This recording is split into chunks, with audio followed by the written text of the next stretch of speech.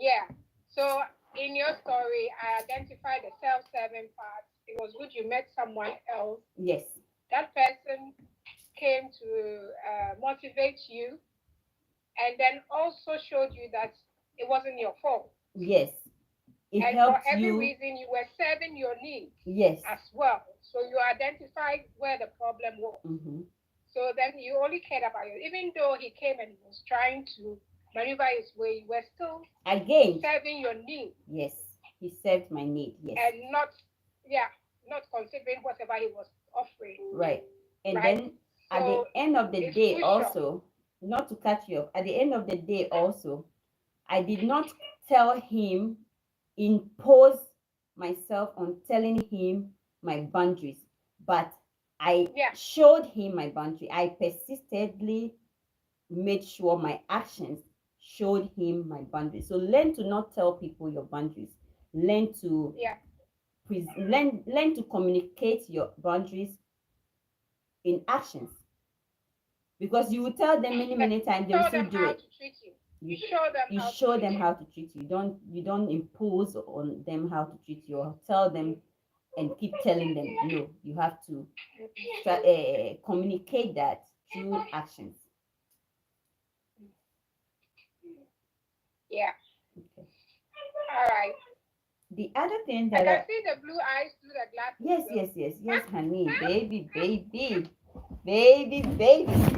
listen, Honey, honey, what's the honey, race? honey, let's try and take this stuff out. I wish I prepared to tie it ahead of time. Honey, I was baby. just waiting for Miss Divers to come. If she will, she's doing assignment. Oh my God. I know, but that's okay. I'm So not jealous. I know, right? So then testing is the set one, but I'll go back also and look into Emory stages for you guys.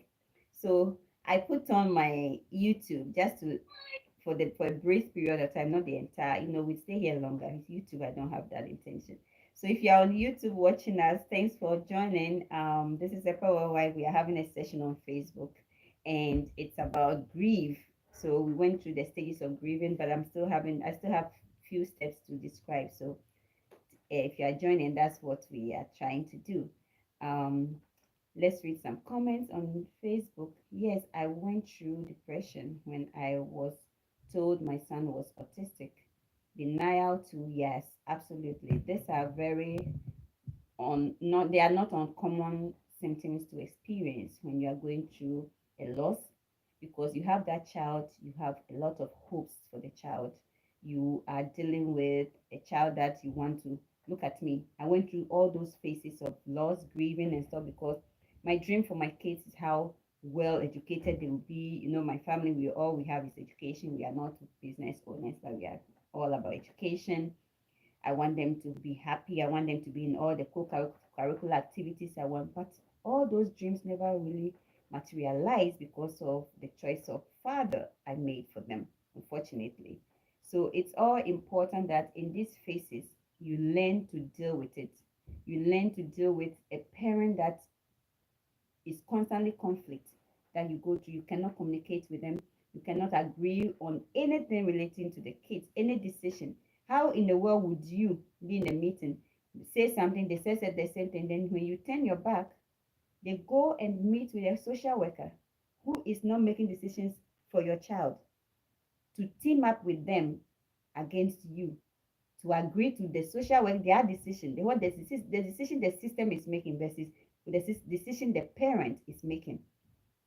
The decision the parent is making, because it's the right thing, your conscience made you do it, but you didn't hear the fact that I sent an email to say, oh, thank you for at least advocating for the child. So that pissed you off. It's always about winning for the narcissist. It's got nothing to do with, let me make the right decision for the child. You understand? So if you are parenting with a person where he has to always show that he's the best parent, he's the one that is agreeing with the system. Don't forget, I went through that with Ivan in the court system, where he and his lawyer will come and stand that, Your Honor, we have a parent who is in denial that her child is autistic, and then we have a parent. Let me when I log off from, I'll call my brother so that you talk to him, and I'll ask him to tell you guys how Ivan is behaving in school. They say he's doing so well. He's vibing with the teachers, vibing with his class, like the whole school. But do you know how much money I have to pay to achieve that? So whilst I'm breaking the social barriers, I still have to worry about education. So that is what we are working towards. But it's not cheap. The investment and the sacrifice on my part to attain that is not cheap. It's not. It's been a struggle. Look at me sitting here. I don't feel like I'm getting what I'm worth. So I just cut people off. So no income is coming in. That doesn't mean his needs don't have to be met. This week alone, I spent over $300 for one child. It does not involve food, nothing, just his eye clinic and prescription. Think about it.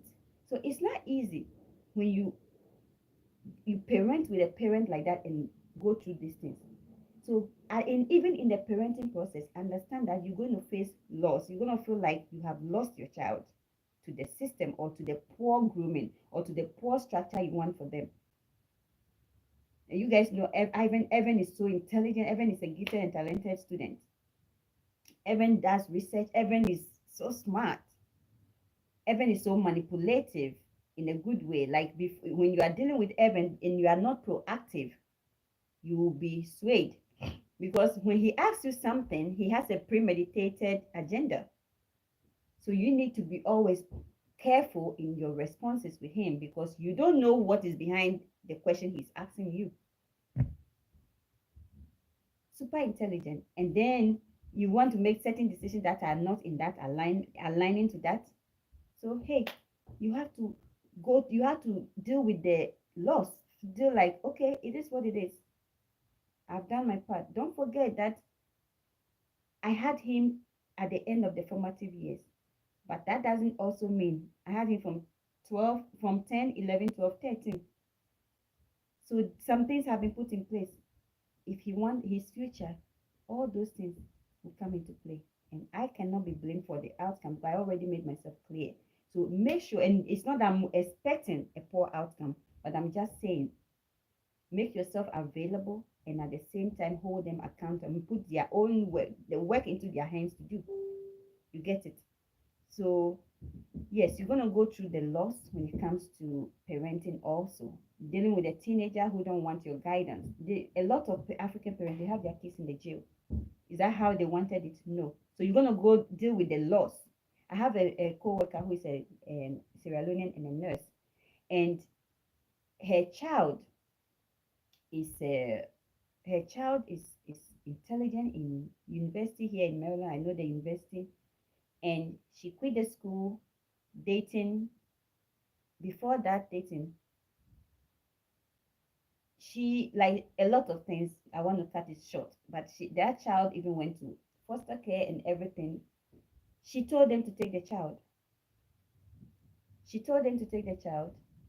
And then when this girl finally finished, you grow out of the foster care system. Then she came home, non-compliant, whatever, intelligent too, went to school, went to what's the name? College. She dropped out, even though she had like 3 point something, good grade GPA. She went dating this Nigerian guy. Finally, she had a baby. The mother said, no, you're going to be on your own. No. You see, so at some point, she accepted her loss that I don't have this child anymore. This child is no more mine. This child wants to take her path. I am going to be held. You can have little ones to worry about. I have the little ones to think about. I have the little one to focus on. So she accepted her fate when it comes to this girl. Now that child is being abused. She's being abused with her baby. The apartment that they gave her, she went and bring this abusive boyfriend there, the baby daddy there. She came, she begged the mother to move in with her. She said, so she can work, she can do CNA class. She said, no, you are going to stay there. So no, this is my child, this is my grandchild. But the responsibility to take care of that child, her burden, and the child she brought, she made sure it's not part of her destiny, her DNA. It's not part of her work. you a man will say, "Oh, did door, did door, yeah, door." You look for work and you got work, so you're gonna take care of the work. That's it. You see, so at some point you have to learn to let go. You understand? You have to learn to let go. I think Ivan is finally getting it, but at some Ivan think when he's studying for me. Ivan think when he says he should get driver's license, he's getting it for you. And that is where I will teach you that I am not picking you up. Before I even left for Ghana, Ivan will go to school and instruct me to pick him up. It's not like he's staying to study or he's going to see his teacher. He's just staying to use the strong internet to play binge on games. So when they close, oh, the teacher is not said he's not available today. But I'm just gonna stay. So you can he will instruct you. He commands. Ivan commands you pick him up. No, I will tell you my story and I don't care because thank God I don't have drug addicts as kids and I don't have kids that are in jail. So if these are normal struggles, that is just hard for some of these kids to get because of the parental alienation in the two home. Because it was all about pleasing you or pleasing the other person. If you don't please mommy, then oh, if you don't want me to please me, then I'm gonna go to daddy because mommy and daddy are fighting over me. I beg. It is going to happen. So you have to decide. That's why I always tell you if it's a divorce, take your kids and just relocate, stabilize yourself, find a strong structure before you even venture the system. By that time, you have already relocated. So they will not disrupt the structure you have instituted for the kids. So that you have one structure during the school year and maybe on holiday they can go visit and stuff like that. It's better than the disruptive foundations and back and forth foundation. It's not good. The only thing at that point is the ability to make sure there is effective communication so that the kids are talking back and forth with the other parents. Because some of the kids, it becomes like a vacuum and it affects their performance, anxiety, sleep disorders, a lot of things, thinking, and then they blame you. They think it's their fault that you guys are separated, it's their fault that you are living separated in separate places and they can't even see this father or this mother or this. So this is why it's important that you even get a therapist involved so that they make the kids understand that it's not their fault. What is going on is just mom and dad issue, and they don't have control over it, and they don't. It's not. They didn't cause it either. You understand? Thank you, Miss Roberts. You see, so the sixth person is a testing. Testing is the process of trying to find solutions that other that offer a means of dealing with the loss. Someone may drift in and out of other grieving stages during this time. I told you guys about it. So testing, you see, what's the name? Cora did that a lot of times. Sometimes he say, "Oh, we are all doing our best. Leave the guy alone. We're just doing our best. He's doing the best thing he could do. He's the best parent he can be. He's leave the guy alone. Why are you saying that he left Junie in the snow?" You see, she's doing try and error, which can well, how do I please him to make this peaceful for my kids? But then he winds up to put her in the Stockholm syndrome phase, back love bombing phase, and boom, she's back to square one. Because when he succeeds in drawing her in like that, guess what happens? He turns back to stab her, and eventually she's like, "Okay, I'm done with this time. You're gonna be on your own, I'm gonna be on my own, and we're gonna do this the best way we could. And we're gonna follow the 50-50 rule." You understand? So that is another point to take into consideration. So that is part of testing. So that is in terms of parenting and stuff. That as a loss. You understand? Then acceptance. This is the final stage of grieving, of the grieving process. Acceptance does not mean people feel okay about the loss. Who want to be divorced? Who want to have distress? Who want to do this? So it's not like you have accepted that, well, it's great to be divorced, but you have accepted that you are not going back. It is a loss. You're not ever having this loss back. It is what it is. I'm moving on. You get it? I know you all are going to be mad with me, but Cora should be blamed to sit and take all this abuse and bring another baby in the relationship? What do you mean? And who are you to judge another woman and what she would have done with her body? You you can keep that blame, Angeline. She rejects it. All victims of abuse of all forms reject it. I don't think so. I don't think that is an accurate statement to say that. I don't agree with you with that statement that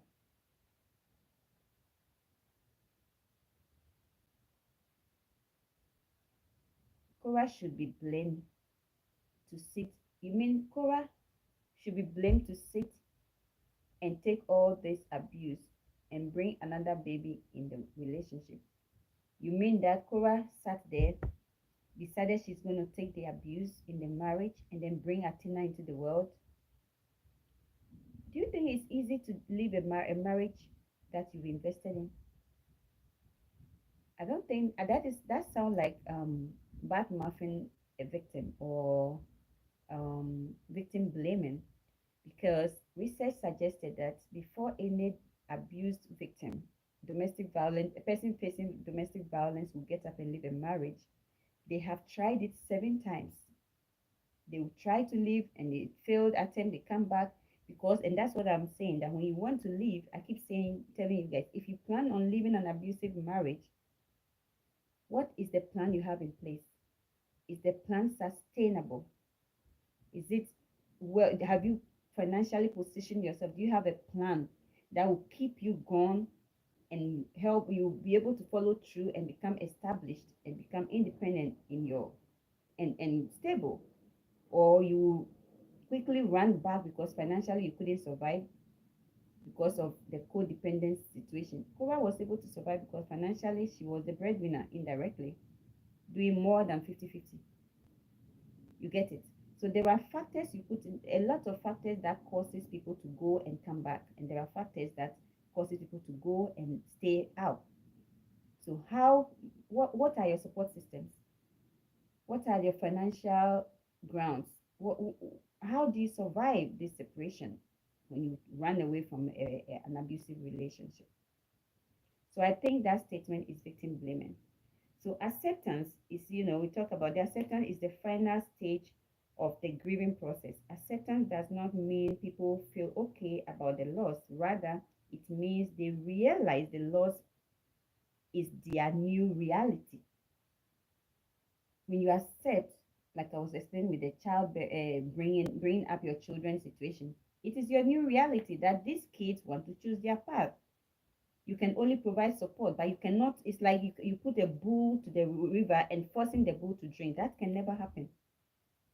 You understand? So you have to accept that it is what it is. I want this, but they don't want this. I'm trying to guide them this, they don't. Okay, I'm here if you need me. So you accept it that this is my reality. You want to be with the father, you don't want to come to me. That's okay. That's the reality. Accept it and make it work for you. Save you from mental crisis, mental stress, toxic stress, all that. Save yourself from it. It's not good for your health. It's not good for your mental health. It's not good for your somatic health. It's not good for your nervous system. It's not good for your cardiovascular system. Neither is it good for your immune system and your GI system. It's not good. So this comment, I think you should retract it. They understand that while life will not continue as it did before, it will go on. That is the acceptance phase. All right, this stage may involve reorganizing roles and forming new relationships, finding support system. They were only one taking the kids to school and from school now. So can I carpool with another parent in the neighborhood? Do we have a community page that I can put some information on there and um, do what? Get my kids to be what? Get another parent that need me and I need her. Can we work out a schedule? That kind of thing. You understand? Because child care isn't cheap. So you can also do that. So yes, my YouTube squad, thank you so much for joining. I appreciate you. I am going to log out of YouTube now. And if you are very interested, you can join us on Facebook. Join us on TikTok. Join us on Instagram, Epa Worldwide. Instagram is Epa_Worldwide. All right. Thank you so much for joining. Don't forget to share, like, and subscribe to my YouTube page. I will see you again in the next video, please, YouTubers. All right. I didn't see anybody watching.